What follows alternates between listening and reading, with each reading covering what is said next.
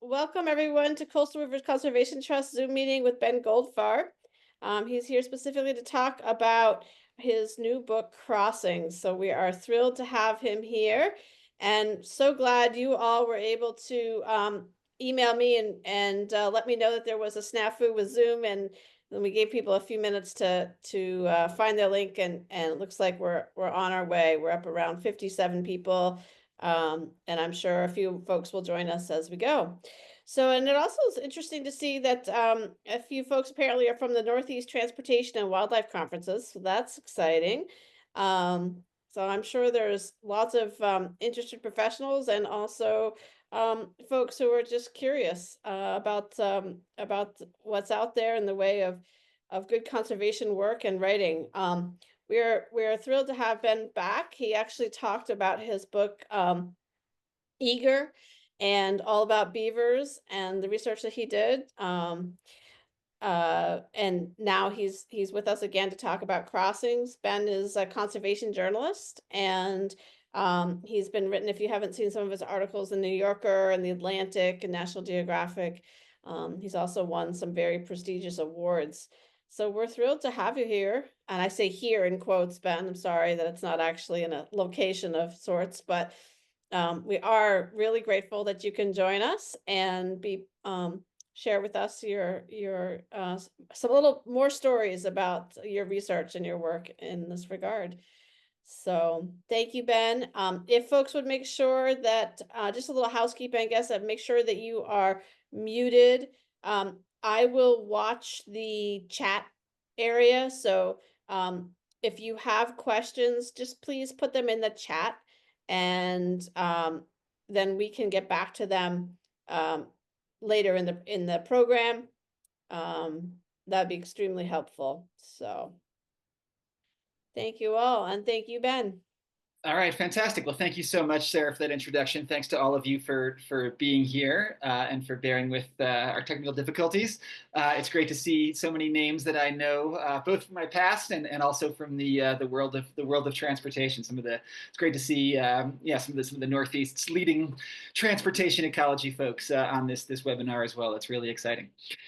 So this afternoon, I'll be talking about road ecology. And road ecology, for the uninitiated, is this relatively small but fast-growing field of science that looks at all of the many ways that roads interact with and transform the natural world. And roads are transformative, or so transformative in part because there are just so many of them, right? We have something like 4 million miles of road here in the US, by far the planet's largest road network of any country. There are around 40 million miles of road worldwide, and about 15 million miles more of just paved road, to say nothing of unpaved roads, that'll be built by the middle of this century. We're in a period that the ecologist William Lawrence has called the infrastructure tsunami, this wave of new construction that's sweeping the planet. So roads are totally ubiquitous. And I think as a result of that, we don't really think about them very much, right? We drive on them every day. We take them to the grocery store and to schools and hospitals. They're fundamentally useful, right?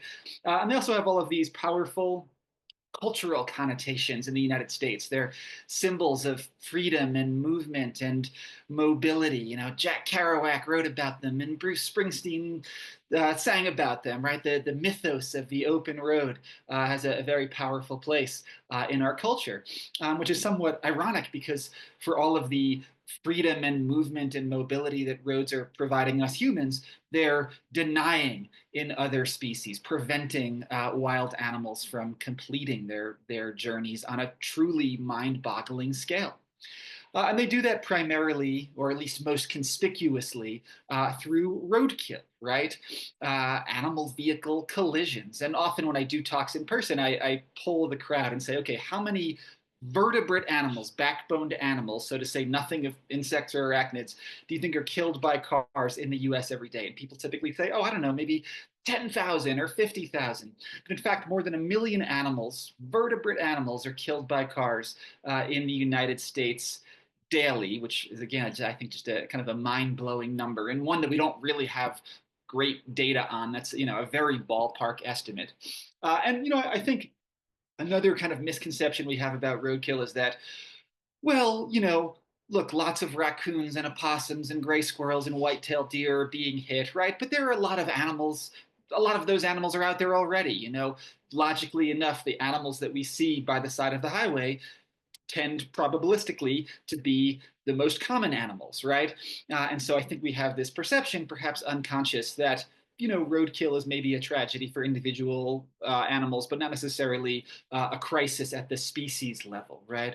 It's not a conservation crisis, even if it is an ethical crisis. But in fact, there are dozens of federally threatened and endangered species, from ocelots to Florida panthers to tiger salamanders, for which roadkill is the leading cause of mortality, right? We're literally driving animals to extinction. We're in the middle of this sixth mass extinction event in our planet's history.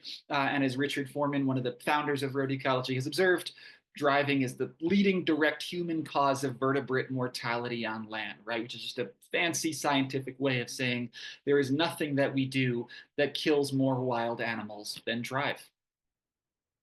And I think that one of the things that makes roadkill so pernicious is the way that it subverts and even hijacks evolution. You think about the defense mechanisms of so many common animals, from turtles who withdraw into their shells to porcupines that bristle their quills to skunks that spray. These are kind of stand your ground strategies that worked really well for thousands of generations against wolves and mountain lions and other wild predators. But when your predator is an F-150 barreling down I-90 at 70 miles an hour, the worst possible thing you can do is withdraw into your shell, right? So roadkill, the fundamental unnaturalness of vehicle speed and weight, takes evolution and renders it not only moot, but actually maladaptive. So roadkill, the dead animal by the side of the highway, that's the most, again, the most conspicuous way, I think, that roads and nature interact. But it's really just the tip of the iceberg. And road ecology, this field of science, looks at all of these different relationships and connections that I also try to explore in the book. Roads are vectors of invasive species. Plants and animals enter ecosystems to which they're not native along a grid, right? We've all seen dandelions on the side of the highway. Here's another powerful example of that. This is an old logging road in Montana that I visited. And for many decades, logging trucks had transported the seeds of this invasive European thistle in the treads of their tires. And then, after a big rain event, all of those thistles basically bloomed at once, and now there's this eerie, linear purple stripe running across the landscape. Roads are zones of erosion. Who's the single largest road manager on Earth? It's the U.S. Forest Service, I think unknown to a lot of people. And those 400,000 miles of Forest Service road are almost entirely old dirt logging roads that don't receive a lot of traffic. But you get a big snowmelt event or a rain event, and those roads turn liquid. And all of that sediment runs off the landscape and smothers fish eggs and amphibian larvae and impairs downstream water quality and so on. So roads are hydrological and even geological forces, even when they're not receiving a whole lot of traffic.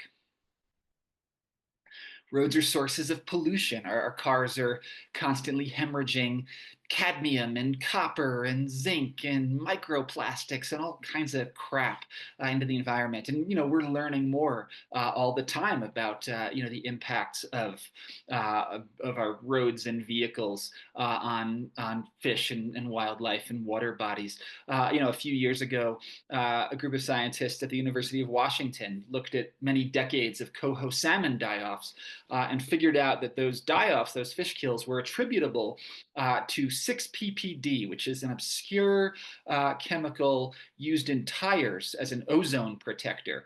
And something like 6 million tons of tire particles enter the environment every year. And in coastal Washington turned out to be causing these huge salmon die-offs. And this issue really hasn't been studied well. You have to wonder what is 6-PPD doing to Atlantic salmon or alewives or American eels in New England. Probably nothing great, right? One of those chemical connections that roads create is road salt. We apply 20 million tons of road salt as a de-icing agent in the US every year.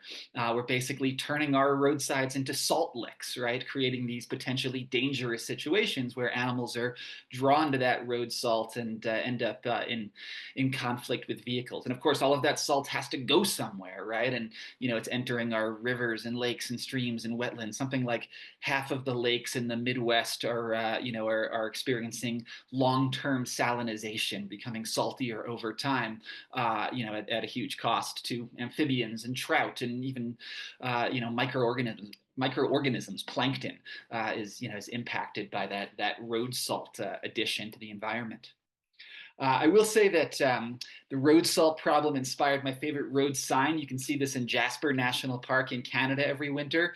They have a flashing sign that says, "Do not let moose lick your car." I'm not sure you could stop a moose from licking your car. You Mainers probably know that better than I do here in Colorado. But that's the kind of weird, novel ecosystem that roads and road salt can create. Roads are hellscapes of noise, right? Road noise is fundamentally a form of habitat loss, which I think is something that a lot of people don't totally understand. If you're a meadowlark who has to sing to attract a mate, but your prospective mate can't hear you over the noise of engines and tires, you fundamentally can't live in that place, right? And so road noise is driving wildlife away from huge swaths of land where animals would otherwise live. I'll add too that road noise is an immense stressor on humans. It's one of the great, I think, unsung public health crises. Road noise is elevating our blood pressures and cortisol levels and risks of stroke and cardiac disease and diabetes. It's collectively taking quite literally millions of years off of our lives. I just wanted to play one quick video that kind of illustrates, I think, this maybe somewhat counterintuitive concept of road noise as habitat loss. So hopefully you guys can all hear the audio on this. These are brown bears in somewhere in coastal British Columbia, I think. Right, so you hear that ATV noise comes in, and those bears immediately split. Right, so that engine noise. This was actually artificial engine noise played over speakers that was enough to drive these animals out of that system. Right, so again, road noise is just pushing critters away from places they'd otherwise live. But it's not all doom and gloom, right? Roads, yes, they destroy ecosystems, but they also, to some extent, create ecosystems. Animals are endlessly adaptive and creative and flexible. They're really good at taking advantage of the novel concrete habitats we engineer for them. One of the places I went in this book was Minnesota, and I visited this highway overpass, and there were hundreds of little brown bats roosting in the kind of the grooves on the underside of that highway bridge, right? Taking advantage of that novel habitat. One of the ways in which animals use roads is roadsides. Roadsides are potentially an enormous form of habitat. It's in Midwestern states like Illinois and Iowa and Kansas. Roadsides are the single largest form of public land. The rest of the landscape is corn and soy and lawn monoculture, and those roadsides are some of the last prairie left. The Midwestern monarch butterfly migration basically follows I-35 from Minnesota to Texas. So there's a benefit there to wildlife. Obviously, all of that roadside milkweed and nectar is producing monarch butterflies, but millions of butterflies are hit by cars during their migration. We don't really think about insects as being roadkill. But certainly that happens at a massive scale. So there's a gain to be made here. The road is a resource, but it's also potentially an ecological trap, luring animals in and then killing them. And we have to manage it carefully to make sure that those roadside habitats are producing more wildlife than they're destroying. Another potential ecological trap conflict is with scavengers, right? We've basically turned our highways into these linear carcass trails for bald eagles and golden eagles and ravens and magpies and coyotes. And again, there's a resource to be had there, out here in the American West. Those carcasses are a critical food source for golden eagles, especially in winter. But if you're an eagle with a belly full of venison, it takes you a little while to achieve liftoff yourself, and you're also at risk of being hit by a car. So again, the road's a resource, it's a habitat, but it's a potentially a very dangerous habitat. And of course, it's also dangerous to us drivers, right? It's not just animals who suffer in these wildlife vehicle collisions. It's also us motorists. A few really incredible statistics about how common and dangerous wildlife vehicle collisions are, WVCs. There are up to 2 million large animal collisions in the US every year. The vast majority of those are DVCs, right? Deer vehicle collisions. So that's something like a collision every 30 seconds or so. So there'll be many collisions while we're having this conversation.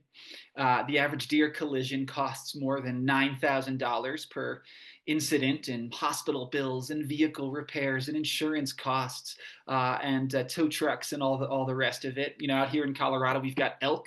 Average elk collision is more than $20,000. Average moose collision, something that you're all familiar with, is more than $40,000, right? So these are really expensive events, and they're also very dangerous events. More than 400 drivers are killed in deer collisions every year, which makes the white-tailed deer the single most dangerous wild animal in North America. It's not the deer's fault, obviously, it's the car's fault, but I think that's a pretty incredible testament to just how problematic these incidents are. And the way that transportation departments generally address wildlife vehicle collision hotspots is with this thing, the standard yellow deer warning sign. And I'll just tell you empirically what I bet you've all deduced intuitively, which is that these things just don't work, right?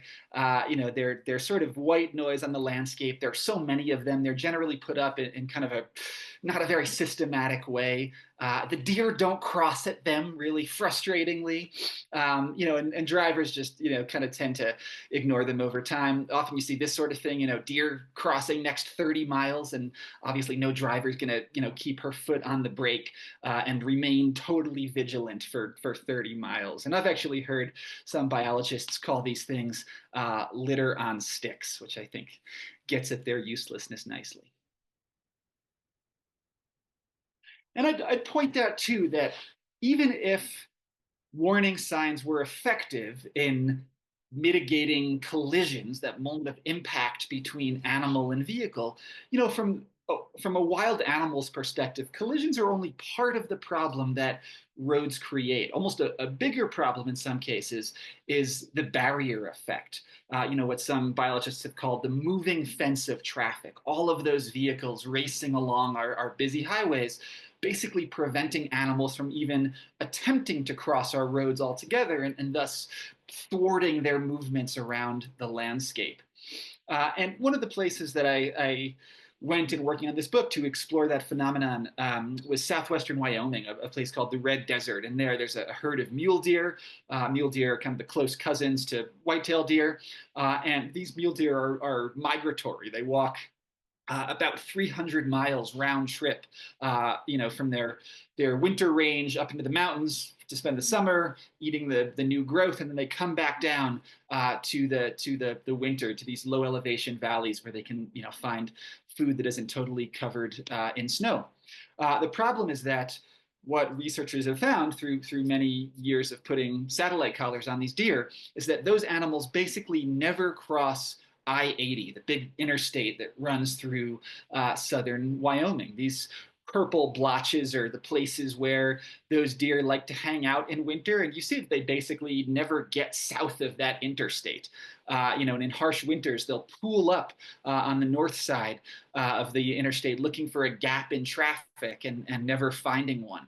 And that's a problem because historically, these deer likely went as far as Colorado. A lot of the good winter range is south of that interstate, but they can't get there. And as a result, during some harsh winters, 40% of that herd will actually starve. And again, that's probably worse than roadkill itself, right? A herd of 1,000 deer, they can handle a few collisions on the highway. What they can't handle is losing access to all of that habitat. Here's another map that illustrates a similar point. These are the movements of a single young male grizzly bear in Montana. The white line is I-90, and every red X is a point where that bear approached the highway and then just bounced off like a ping pong ball, repelled by the constant wall of vehicles. So this bear actually attempted more than 40 crossings over the course of many months before he finally found his way under kind of a bridge beneath that highway. So from the bear's perspective, that highway is only 150 feet wide from shoulder to shoulder, and yet it's denying him access to many hundreds of thousands of acres of habitat. Here's another depressing map. I love these. These are mountain lion locations in Southern California, just west of Los Angeles. Very famous population of mountain lions. The red lines are the interstates, the 101, the 405, busiest freeways on Earth. And what you can see very clearly is that those individual mountain lions basically never cross the freeways, right? And as a result, these mountain lions in the southern Santa Monicas are essentially trapped. They're on this little island of habitat surrounded by an ocean of traffic and development. And that's a problem because they can't mate with mountain lions elsewhere in the state. And so they're stuck mating with their own daughters and granddaughters and great-granddaughters. They've become chronically inbred over time, and they've begun to suffer genetic defects, and they've entered what scientists have described as an extinction vortex, this kind of long-term doom spiral induced by freeways and the inbreeding that those freeways create. So we have these two linked problems, right? We've got these wildlife vehicle collisions, all of these crashes that are driving certain animals extinct and also are incredibly expensive and dangerous for us drivers.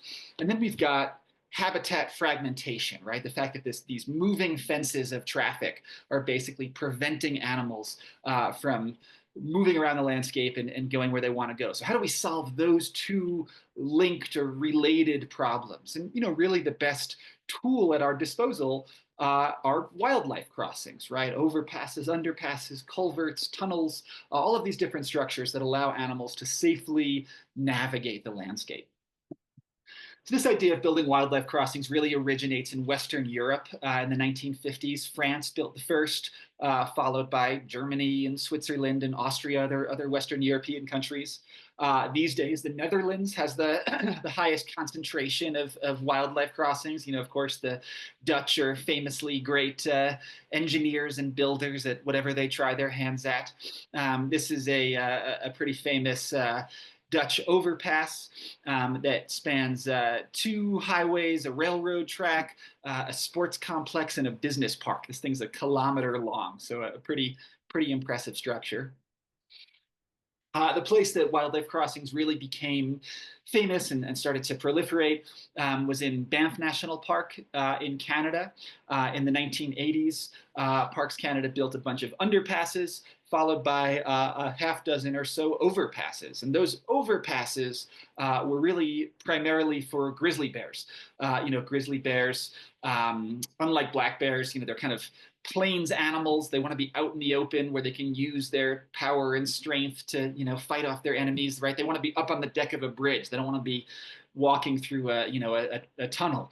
And so, these overpasses were really targeted at the grizzly bears. And what many years of research in Banff National Park showed very clearly was that, of course, the bears used the overpasses. Some of the bears mated on either side.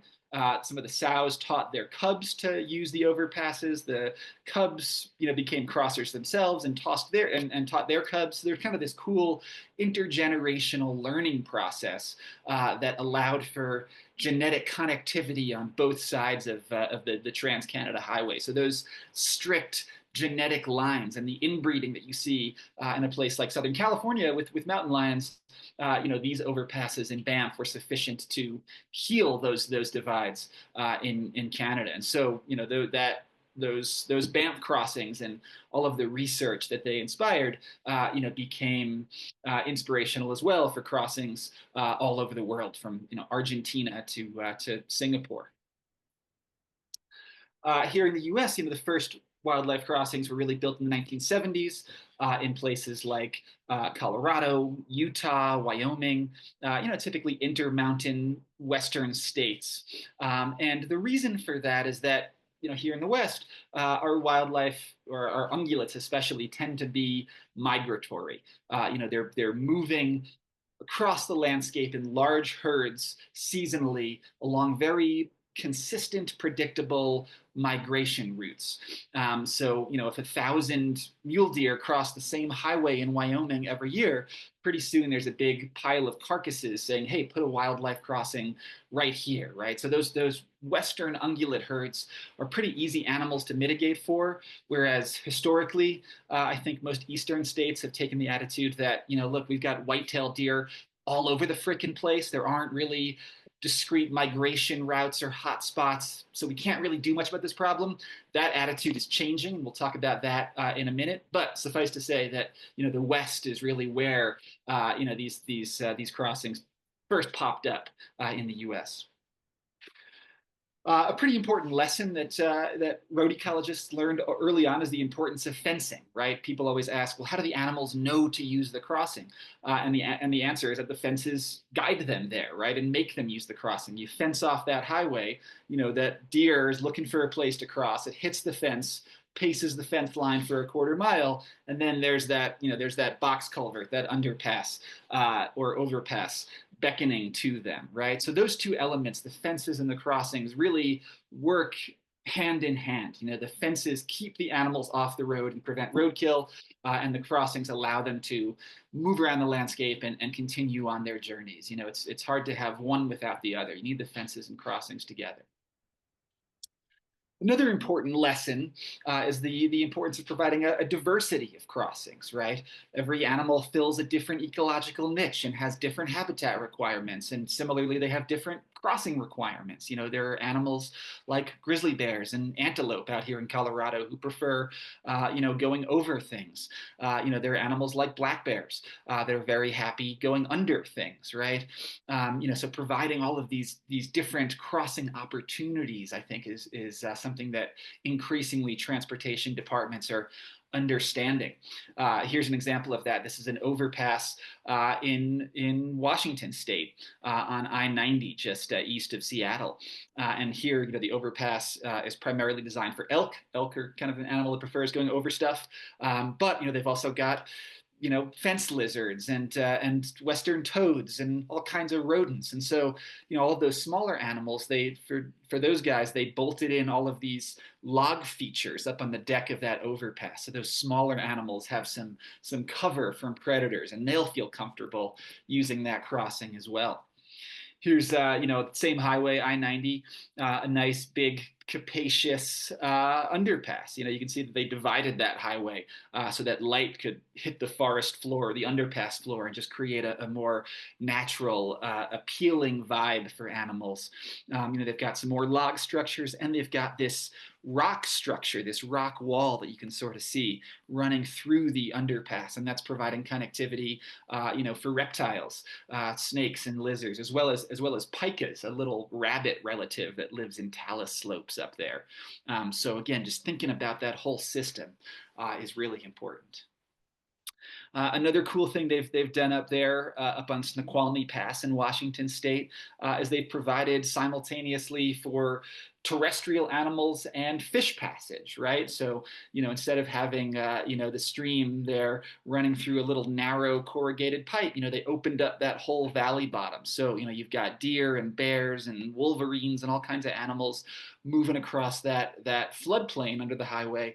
And you've got this stream that's been opened up for salmon passage, which they have up there in Washington as well. So, sort of combining opportunities for fish passage and terrestrial wildlife passage. That's another exciting trend in the world of road ecology these days. And here's just another nice example of kind of an enlarged, expanded culvert for wildlife up there on I-90, and that this structure gets used by all kinds of aquatic animals, otters, beavers, salamanders, you name it. So instead of having the stream going through a little corrugated pipe there, you've got this expanded box culvert that's providing aquatic animal passage too. And here's just one quick video from I-90 in Washington, just showing all of these different critters using these various wildlife crossing structures.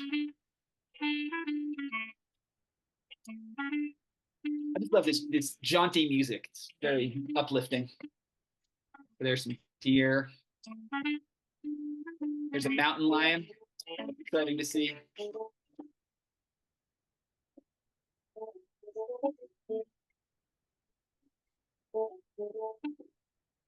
There's an elk, cow, and calf. So always great to see the females and offspring using crossings. Coyote. There's the otter family using one of those culverts, one of those expanded aquatic underpass.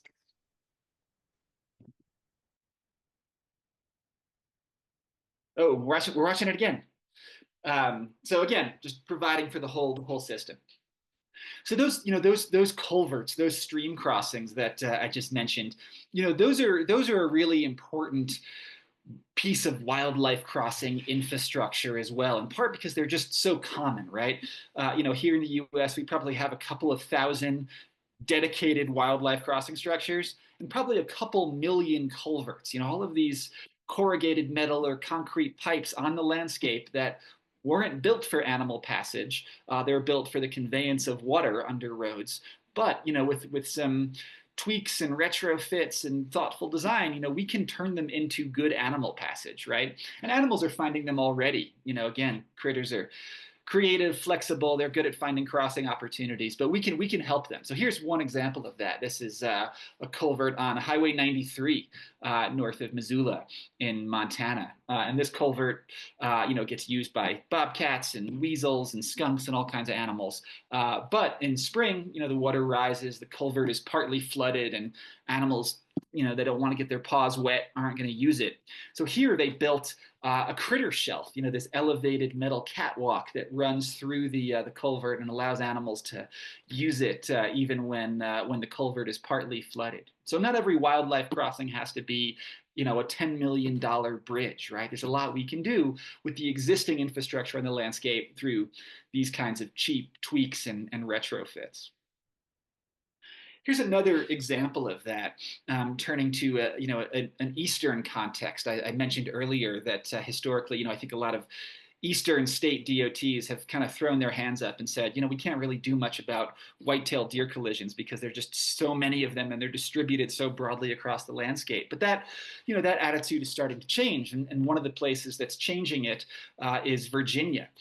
So here's a neat case study. Virginia on I-64 had a couple of old box culverts. And again, these culverts were not built for wildlife. They were built for the conveyance of water seasonally and for livestock.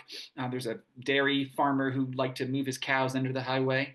But what the Virginia Department of Transportation realized is that, hey, we can make animals use these things. We can turn them into functional wildlife crossings by fencing off either side of that highway and just guiding animals to those crossings.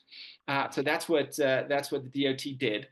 They fenced off either side of these culverts, these box culverts, and they saw more than a 90% reduction in collisions, which is a pretty typical figure with fences and wildlife crossings. They saw a four-fold increase in deer usage, right? So before, the deer were just crossing the surface of the interstate. Now those fences are guiding them to those culverts and making them functional underpasses. And most relevant probably for the DOT is that project recouped its costs in under 2 years. We were talking earlier about how expensive and dangerous those wildlife vehicle collision crashes are. Well, if you can eliminate dozens of those a year, you can save the public a lot of money very quickly. And I think that's a really important point about wildlife crossings. These days, the average wildlife underpass is going to cost you, $1 million or more. The average overpass is, going to cost you $8 to $10 million, and that sounds like a lot of money, right? There's some sticker shock there, but I think there are two important points to make about those costs. First, they're a drop in the bucket, in the context of larger state and federal transportation budgets, right? Repaving a single mile of four-lane highway costs $1 million. So, a couple million for a couple of underpasses is actually pretty inexpensive. But, I think more important is that, again, these crossings and fences are so good at preventing crashes that they typically recoup their own costs, in some cases within a matter of several years. This is an overpass here in Colorado, multi-million-dollar project built, I think, in 2016 on some mule deer winter range, and these crossings have already paid for themselves.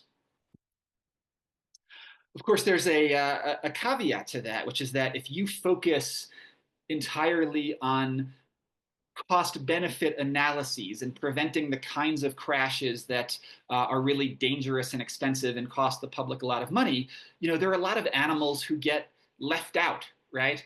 We know that some of the most road endangered animals on Earth are amphibians. Those amphibians are migrating on those warm, wet spring nights between their upland forest habitat and their wetland breeding habitat, and they're not paying much attention to the road that divides those two habitats, and they get crushed in huge numbers. I saw Greg LeClaire. I saw his name on this webinar, and I know he's trying to prevent Maine's amphibians from suffering that fate. And it's fantastic that there's so many volunteer citizen science bucket brigades out there moving these animals to safety. But it'd be great to get more amphibian underpasses out there, right?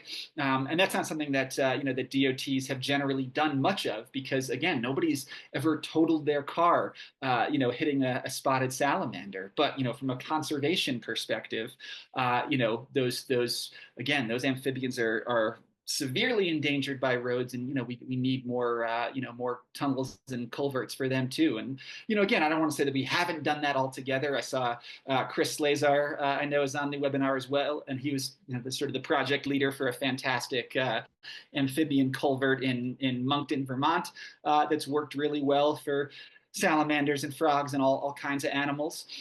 So certainly this mitigation has happened. Amherst, Massachusetts has a great and very famous spotted salamander tunnel. So these things exist. They work well where they're implemented. We just haven't done them enough, right? So we need to, yes, let's build more passages for deer and moose and the other large ungulates, but let's spare a thought for those smaller critters too. And I'll say that in some cases, other countries are better about this, better about wildlife mitigation than we are. Or at least we can learn from other countries. Here's a really famous wildlife overpass for red crabs on Christmas Island. We don't really think about crabs as being migratory, but millions of crabs, go from their upland rainforest habitat down to the beach to spawn, kind of like amphibians do in Maine. And so, they built these incredible steel overpasses that crabs use. So that's the kind of mitigation for smaller animals that has worked pretty well in other contexts. Another neat type of crossing that you don't see a whole lot in the U.S. is the canopy crossing.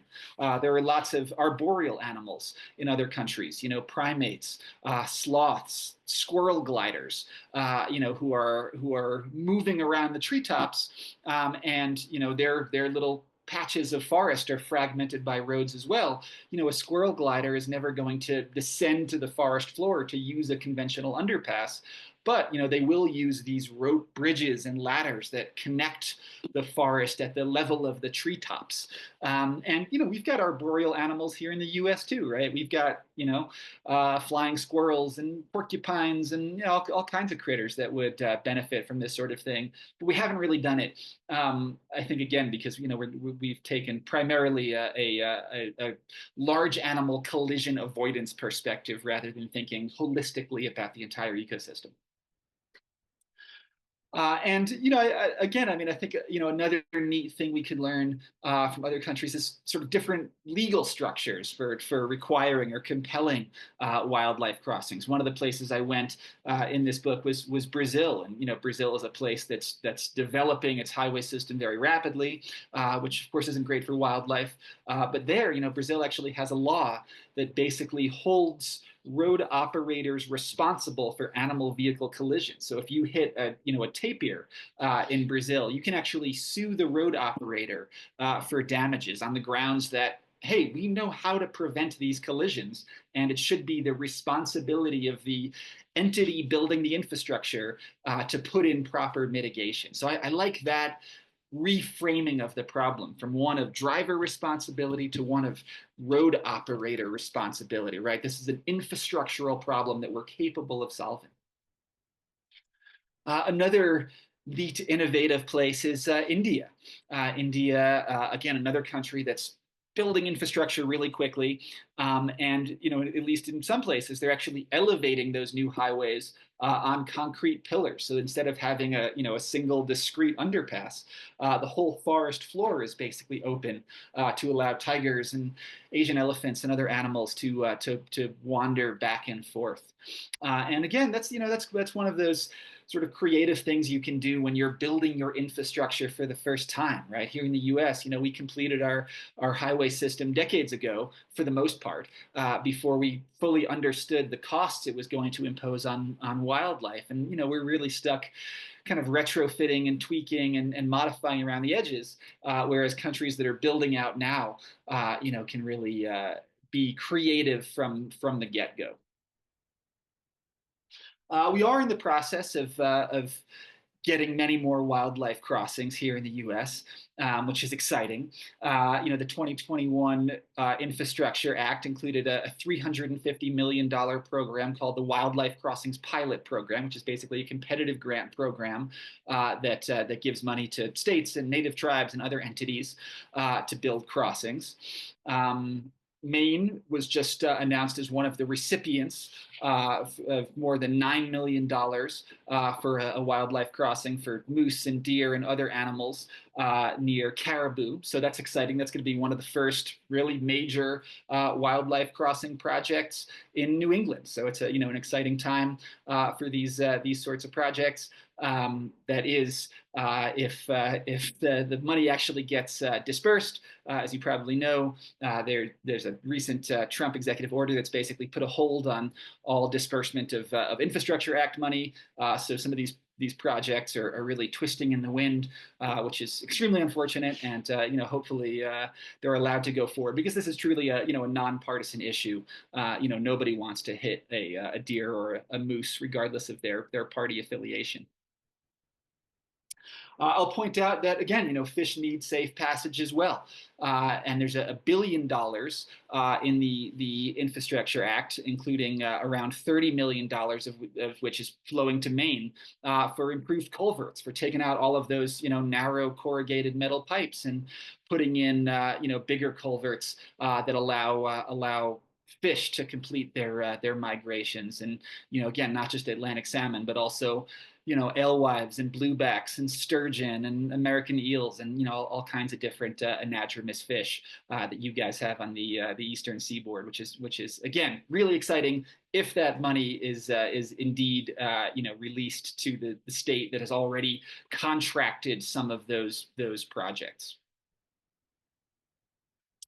So, ultimately, both the opportunity and the challenge before us is to remake our infrastructure to save biodiversity. No pressure, right? We've been talking about how, we're in the middle of this sixth mass extinction event, right? This biodiversity crisis. And roads are one of the leading causes of that. Again, there's literally nothing that we do that kills more animals directly than drive. And so if we're going to save biodiversity in the 21st century, we have to confront the impacts of our infrastructure. And here's one example of that. This is an underpass for ocelots in South Texas. And, Texas is home to the last 100 or so ocelots in the United States. And road collisions are 40% of ocelot mortality, right? So that's a species that we're going to lose from this country if we don't figure out a way to help them safely cross roads. And we also have to rethink our infrastructure for our own sakes, to help ourselves. We know again that our woefully over concretized road system is profoundly detrimental to us in all kinds of ways. We're roadkill too, in a sense. 40,000 Americans killed in vehicle incidents every year. Of course, the noise pollution, the air pollution, the community fragmentation that roads create is extreme. This is Syracuse, New York, where I-81 was basically plowed through the city's largest black neighborhood in the 1950s and 60s. And today, Syracuse remains one of the most segregated cities in the country, with that elevated viaduct as a barrier between the black and white communities. So that's the legacy of infrastructure still shaping the city today. Very happily, Syracuse and the state of New York are in the process of basically taking down that viaduct, or at least figuring out how to do it, and replacing it with an urban sort of street level boulevard with housing and small businesses and other community elements. So, we made these kind of catastrophic ecological and social mistakes with our infrastructure, in the 20th century, and happily there's an opportunity to remake them. So with that, I'll say thank you all so much for being on this call. Thanks to Sarah for inviting me. If you're eager to learn more about this stuff, I do have a new book out on the subject, or a newish book. The New York Times and the Wall Street Journal, among other publications, seem to really like it. So there's liberals and conservatives united around the niche cause of wildlife crossings. And I say that somewhat facetiously, but here in Colorado, 85% of residents support more crossing opportunities for wildlife, and you couldn't get 85% of Coloradans to agree that the sky is blue, right? So, here's a truly nonpartisan issue in a hyper-polarized society. And happy to take some questions if you have time for them. There's my email address, and looking forward to speaking more with all of you about the subject. All right, thanks a lot. Fantastic, Ben. That was quite a lot of, that was like a whirlwind tour. Thank you. That was great. When you catch your breath, we do have a few questions popping up on the chat, so other folks should feel free to put their notes in there too. We'll start with a comment asking, Ben, can you speak to the loss of the Florida panther in the Southwest Florida area, and is Florida mitigating this with wildlife crossings that you know of? Yeah, the Florida panthers, that's certainly one of the poster species for, road endangerment. At this point, I'm not quite sure how many panthers are left. It's between 1 and 200, not a big number. And road mortality is something like 20% of panther mortality. It's the single largest cause of death for these animals annually. Florida has done a fair amount. Well, I don't want to say a fair amount. Florida's done some stuff. In going back to the 70s and 80s, they were actually one of the first states to build wildlife crossings on I-75, a stretch of highway called Alligator Alley. Put in a bunch of underpasses that helped to mitigate that section.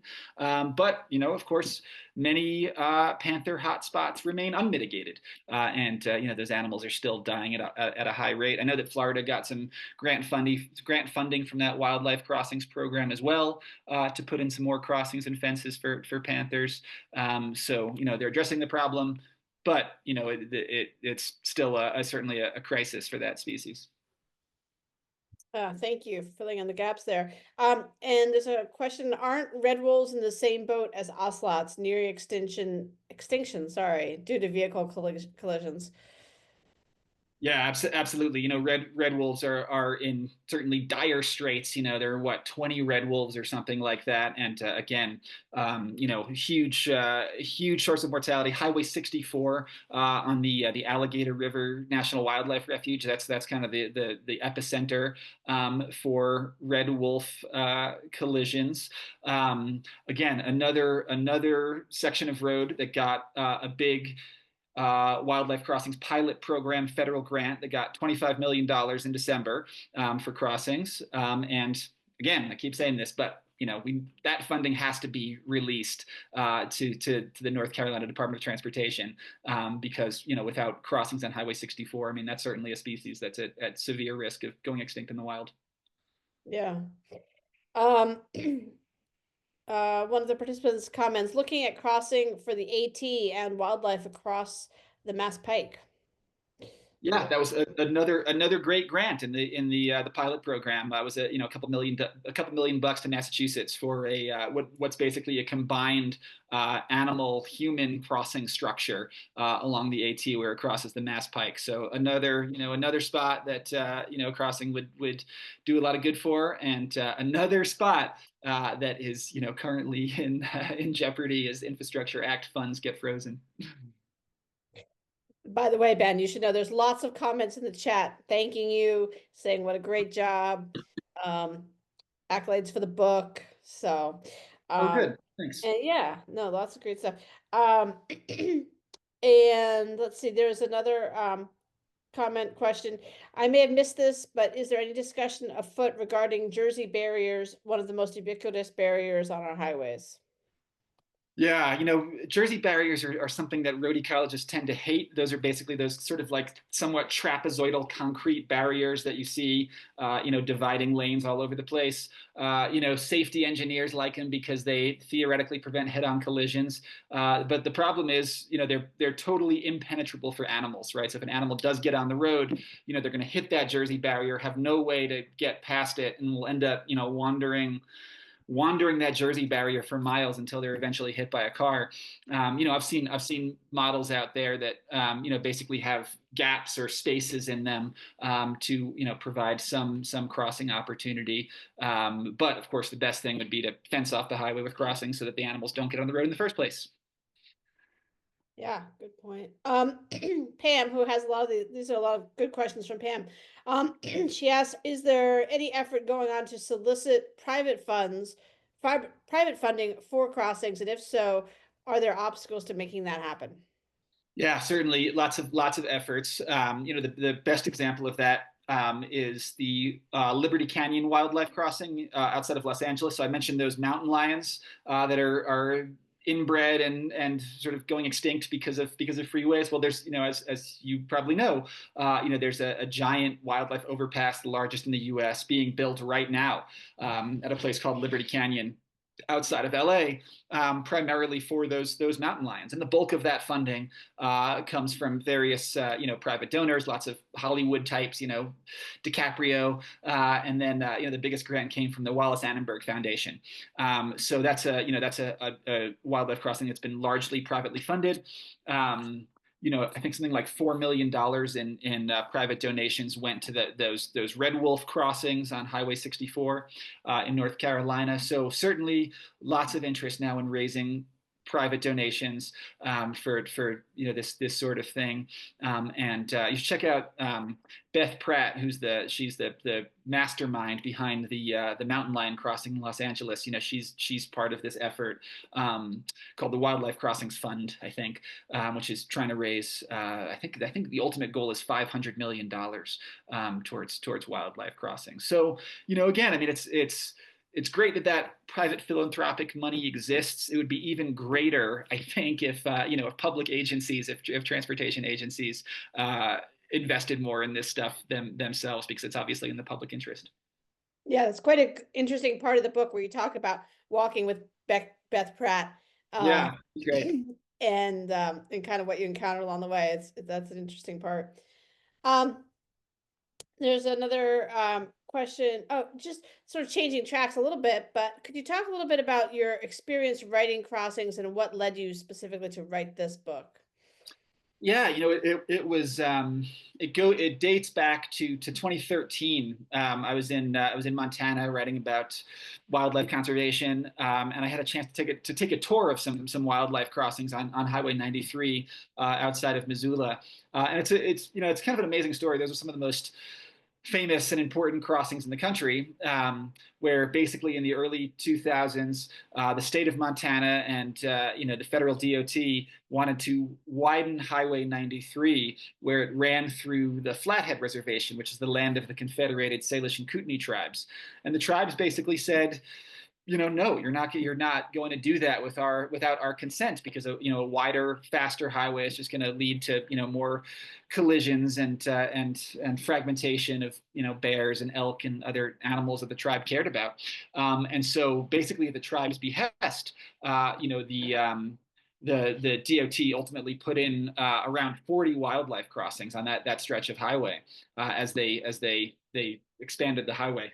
And so in 2013, I had a chance to take a tour of some of those crossings, and I was with a guy named Marcel Hauser, who's one of the world's leading road ecologists, and we got up on top of this wildlife overpass, and it was just a beautiful October night in Montana. The sun was setting. It was just kind of amazing, and it was. I don't know. I was inspired for two reasons. First, obviously we do so much on this planet to make animals' lives harder and more dangerous. And here was this, multi-million-dollar piece of infrastructure we built to make their lives safer and easier. And so I loved that, the idea that infrastructure could be almost this form of empathy or compassion for wildlife. And I also was fascinated by the intellectual challenge of wildlife crossings, right? How do you build a structure that's appealing to a grizzly bear and a moose and a bobcat and a mink and a meadow vole, all of these different animals, all of whose lives are bisected by highways? How do we reconnect them all? That was just kind of this fascinating quandary that I was eager to learn more about. So I didn't start the book then, but that's when I started thinking about the subject. It's terrific. Thank you for filling that in. There's a comment question about perhaps road design placement independent of installing formal crossings could be effective for minimizing animal deaths. And I know you do Yeah, talk about that a bit, but I'd be curious. Comment on that. yeah, it's a good question. Look, when I think about road design, right? I think about vehicle speed. We know that the faster you drive, the more likely you are to hit animals, both because your reaction time is reduced and the animal's reaction time is reduced, right? So we know that when people drive slower, animals are safer. The problem is, how do you get drivers to slow down, right? Especially American drivers. And there's lots of research showing that if all you do is change the posted speed limit, that's not going to do much, right? Because we tend to drive at a road's design speed, which is how fast the road wants you to go. When the road is wide and straight and open, you're going to go 70 miles an hour, right? We've all had that experience of kind of looking down at the speedometer and being like, oh crap, I'm going a lot faster than I realized, because that's what the road wants you to do. So, from a road design perspective, creating roads that have lower design speeds, I think is certainly one way we can address the problem. I don't think that DOTs tend to be enthusiastic about that idea. But, one of the cool places I went and working on this book, as I mentioned, was Brazil. And in Brazil, I saw some highways where they actually had deliberately dampened design speed. They built roads with lots of hairpin turns, roads with narrow lanes, roads that actually kind of undulated up and down on the y-axis. And so they did all that basically to compel people to drive slower and more thoughtfully. So it is possible to design for lower speeds in areas where you're concerned about wildlife collisions. Again, the challenge is getting DOTs to accept that, because transportation departments view their responsibility as getting people as quickly as possible from point A to point B, right? And if you have a road that is full of hairpin turns for seemingly no reason, that feels like an impediment to that. Super. Thank you. There's a question here about, do you have any data from the West about the most effective spacing of road crossings, especially for larger mammals? Yeah, there's a couple of good studies out of that Banff National Park research program. My memory of those, they basically found that you want a wildlife crossing every half mile, kind of at most. So that's, that's for larger animals. When you're talking about amphibians, you want much tighter spacing. Obviously, those are smaller critters that just can't wander a fence line for a half mile. So I think the recommendation for amphibians is like a passage every 200 feet or something like that, if you're going to have multiple passages. Super, thank you. Marjorie asks, what is one small thing all of us can do now? Something tangible and more immediate. Many of us already volunteer, but how do we up our game in the immediate future? Yeah, I mean, certainly. Well, you mentioned that you volunteer. I mentioned earlier that that Greg LeClaire with Big Night Maine was on here, and certainly. I mean, look, there's nothing that feels better in the soul than going out on a warm, wet spring night, a month or two from now, and picking up some amphibians and moving them across the road. So certainly that's an action that we can all take and all be a part of. I mean, I think on a bigger scale. Do the good citizen thing, right? Call or write your elected officials. Again, the money for this stuff exists. I mean, like these funds have been allocated, the grants have been given. Now we've got to get them released, and we also need more funding in the future. I mentioned that wildlife crossings pilot program was $350 million over 5 years. Well, most of the conservation folks that I know want to see the next iteration of it be $1 billion over 5 years. And there's certainly more than $1 billion of important projects out there. So just tell your elected officials that this is something that you want them to support both at the federal level and at the state level. And again, I mean, this tends to be a pretty nonpartisan thing, right? Nobody wants to hit an animal. Hunters tend to be really in favor of wildlife crossings. This is sort of like one of those easy wins that politicians like to get behind, and so do the good citizen thing and talk to your electeds. Super, thank you. Um, let's see. All right. Oh, and Hannah's sharing the bignight.org link, and Okay. they're on Facebook as well. I follow them on Facebook. So, yeah, people who are able and interested in helping out amphibians this spring and any spring, contact Greg and check up on the Big Night work to protect our amphibians when they go into their vernal pools and so forth in the spring. Um, Here's a good, so first of all, Richard from Maine DOT, thanks for attending. That's great. He has a question. How would you keep humans from overusing crossings? Yeah, it's a good question. Certainly something that that has happened. Humans will get up on those things. I've heard reports of like ATVers and dirt bikers driving over overpasses. Not what you want.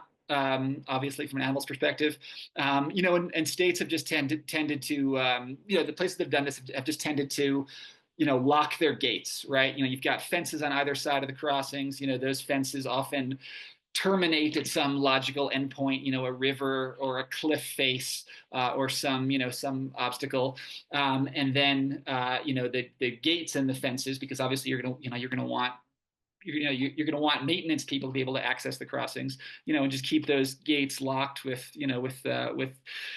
no trespassing signs up there. I mean, that's that's the best you can do. But some human use is certainly certainly a risk. Yeah. Um, there's a question about, do you have any specific comments on turtle crossings, in particular, great projects that we could look to for guidance?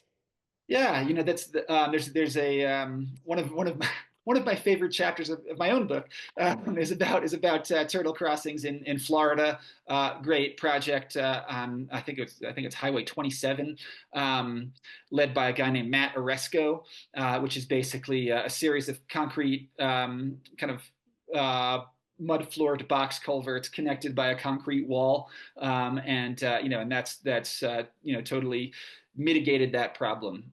So if you just look up, Florida turtle eco passage, there are a couple different projects down there. There's one at Payne's Prairie, that's been pretty effective for turtles and also various amphibians. And then there's that one, the Lake Jackson eco passage, is the one that I would check out. And And I'll put in a plug for my own book because it's got a great chapter about it. Good point. All right. I think we are at a good place to wrap it up. Folks have had a chance to ask their questions. If you do have anything else you'd like to converse with Ben about, I can certainly forward information or questions to Ben. So my email is sgladu@coastalrivers.org. You're welcome I'll be happy to forward something to Ben. And I want to thank everyone. This was a wonderful, wonderful time, and I really appreciate Ben you being able to join us. Congratulations on the success of another book. I have to ask, what's next? Yeah, I'm writing a book about fish migration right now, and fish is sort of unsung keystone organisms that shape our planet that we've screwed over in a million ways, and that we're called upon to revive and restore. And I'm sure the Penobscot will get a shout out in there. But if anybody wants to talk fish, feel free to reach out because I love talking about them. Well, in this area, we love our alewives. We've got a couple of ladders right in this area. So Yeah, cool. I'm going to an alewife festival in Plymouth, Massachusetts this spring. So maybe I'll make a trip up to Maine too while I'm down there. absolutely. We'd love to have you visit.